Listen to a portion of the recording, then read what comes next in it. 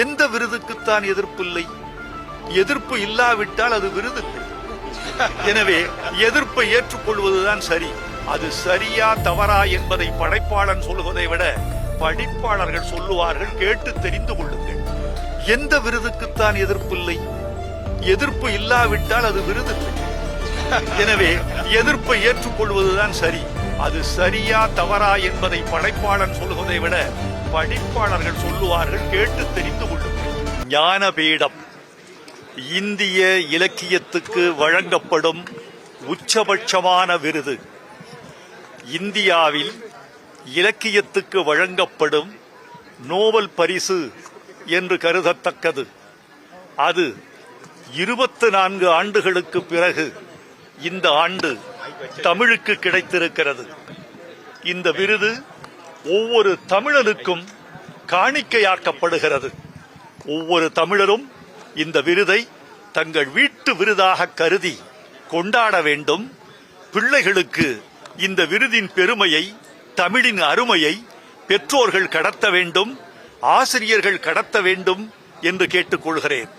இந்த நிலையில் சாகித்ய அகாடமி என்றால் என்ன, ஞானபீடம் என்றால் என்ன என்ற வேறுபாடு தெரியாமல் பல தமிழர்கள் என்னை கேள்வி கேட்கிறார்கள். உங்கள் ஊடகங்களின் வழியாக நான் அவர்களுக்கு விடை சொல்ல ஆசைப்படுகிறேன். சாகித்ய அகாடமி என்பது 22 தேசிய மொழிகளிலும் சிறந்த படைப்பாளியை தேர்ந்தெடுத்து 22 பேருக்கு வழங்கப்படுவது. தமிழுக்கு 1, கன்னடத்துக்கு 1, மலையாளத்திற்கு 1, தெலுங்குக்கு 1, வங்காளத்துக்கு 1, மராட்டிக்கு 1 என்று வழங்கப்படுவது. அது 22 விருதுகள் கொண்டது சாகித்ய அகாடமி. இந்த 22 இந்திய மொழிகளிலும் ஒரு மொழி சிறந்தது, ஒரு படைப்பாளன் சிறந்தவன் என்று ஒரே ஒருவனுக்கு வழங்கப்படும் ஒற்றை விருது ஞானபீடம்.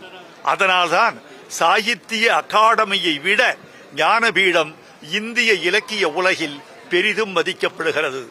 இந்த விருதினால் நான் பெருமை பெறுகிறேன் என்பதை விட இளம் படைப்பாளிகள் பெருமை உற வேண்டும்.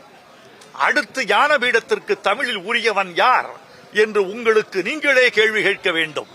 இந்த ஞானபீடத்தோடு தமிழின் உயரம் குறைந்து விடுவதில்லை. இந்த ஞானபீடத்தோடு தமிழின் பெருமை முடங்கி விடுவதில்லை.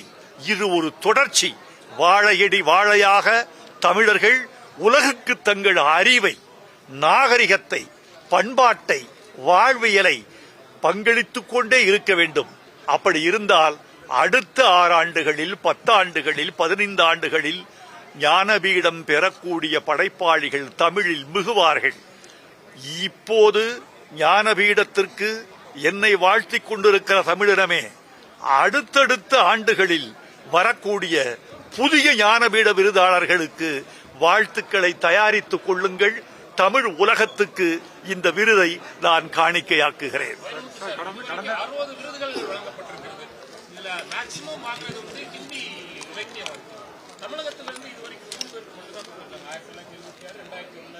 இல்ல, 1975 அகிலனுக்கு, 2002 ஜெயகாந்தனுக்கு, 2025 வைரமுத்துவுக்கு என்று 3 விருதுகள் தான் வழங்கப்பட்டிருக்கின்றன.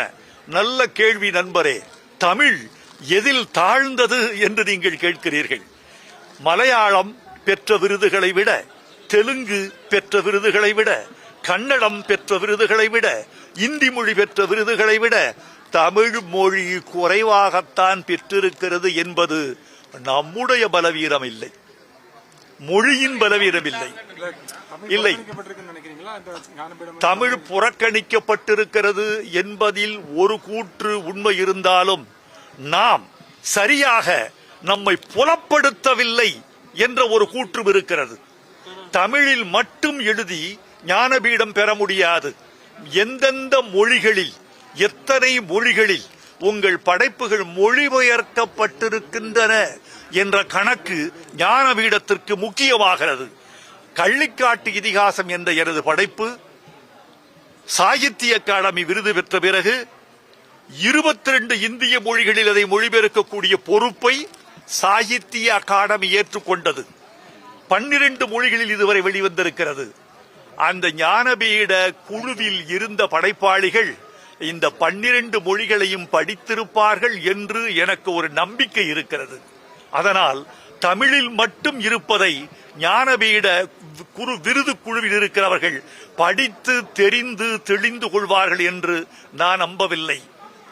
தாகூருக்கே கூட ஆங்கிலத்தில் மொழிபெயர்க்கப்பட்ட பிறகுதான் கீதாஞ்சலிக்கு நோபல் பரிசு கிடைத்ததே தவிர வங்காள மொழியிலிருந்து கிடைக்கவில்லை. 113 ஆண்டுகள் கடந்து விட்டன. தாகூர் நோபல் பரிசு இந்தியாவுக்கு பெற்றுக் கொடுத்து நான் கேட்ட கேள்வி அதுதான். இந்தியா இந்த 113 ஆண்டுகளில் ஏகப்பட்ட உலக அழகிகளை தயாரித்திருக்கிறது. உலக கவியை தயாரிக்கவில்லையா? அழகிகளை தயாரிப்பதில் ஆர்வம் காட்டுகிற நாம் கவிதைகளை தயாரிப்பதில் ஆர்வம் காட்டவில்லையா?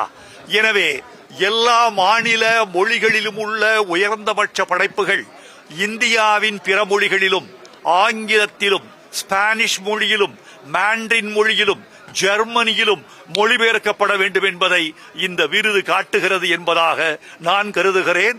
எல்லா மொழிகளும் விழிப்புணர்வு கொள்க.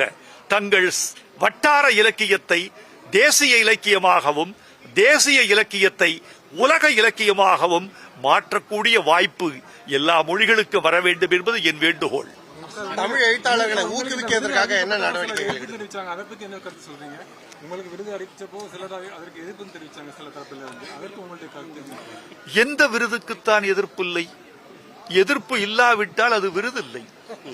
எனவே எதிர்ப்பை ஏற்றுக்கொள்வதுதான் சரி.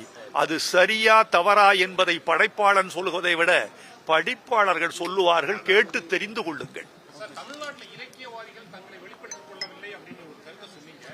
தமிழ்நாட்டில் ஞானபீடம் அவார்டு வாங்குவதற்கு தகுதியானவர்கள் இன்னும் தமிழ்நாட்டில் இருக்கிறார்கள் அப்படின்னு நீங்க நினைக்கிறீங்க? தங்களை தகுதிப்படுத்திக் கொண்டே வருகிறார்கள் என்று சொல்ல வேண்டி இருக்கிறது. தகுதிப்படுத்துவார்கள். எதிர்காலத்தின் மீது எனக்கு நம்பிக்கை இருக்கிறது. அதற்கு முன்னால் இருக்கிற வாசக பரப்பை எழுத்தாளன் இழந்து விடாமல் இருக்க வேண்டும். பதிப்பகங்கள் உயிரோடு இருக்க வேண்டும். அச்சு ஊடகங்கள் எழுத்தாளர்களை தேர்ந்தெடுத்து ஆதரிக்க வேண்டும், அன்பு செலுத்த வேண்டும், புகழ் கொடுக்க வேண்டும், சொல்ல போனால் பொருள் கொடுக்க வேண்டும். இலக்கியத்திற்கும் ஒரு பல்கலைக்கழகம் அமைக்கணும்னு கோரிக்கை வைத்தீங்க. யாருக்கு வைக்கிறீங்க? தமிழ்நாட்டு அரசுக்கா இல்ல மத்திய அரசு? பல்கலைக்கழகத்தை யார் நிறுவ போகிறார்களோ அவர்களுக்கு. நன்றி.